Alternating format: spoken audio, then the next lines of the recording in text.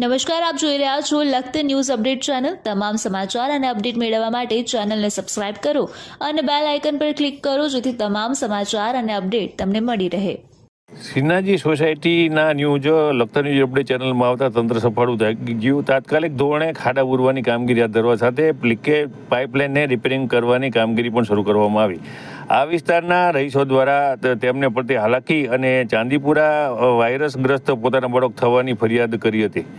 લખતર ગામ બહાર સિન્હાજી સોસાયટી આવેલી છે। આ સોસાયટીની અંદર જ્યારથી નવી પાણીની પાઇપલાઇન નાખવામાં આવી છે ત્યારથી આ પાણીની પાઇપલાઇન લીક છે અને તેના કારણે સોસાયટીમાં જવાના રસ્તા ઉપર જ ભારે કાદવ કીચડનું સામ્રાજ્ય ઊભું થતું હતું અને તેના કારણે લોકો પારાવાર ભોગવી રહ્યા છે। આથી તેમના દ્વારા લખતર ન્યૂઝ અપડેટ ચેનલ દ્વારા સરકારશ્રીને જગાડવાનો પ્રયત્ન કરવામાં આવ્યો હતો। રહીશ દ્વારા જણાવ્યા મુજબ તેમના દ્વારા ગ્રામ પંચાયતમાં અવારનવાર અનેક રજૂઆત કરવામાં આવી હતી, છતાં ગ્રામ પંચાયતનું તંત્ર કોઈ પણ પ્રકારના પગલું ભરતું નહોતું। ત્યારે આ વિસ્તારમાં રહેતી મહિલાએ જણાવ્યું હતું કે તેમના બાળકને ચાંદીપુરા વાયરસ અંતર્ગત કોઈ પણ રોગ થઈ જશે તો તેનો જવાબદાર કોણ, કેમ કરી તેના દ્વારા રોષ વગર કરવામાં આવ્યો હતો।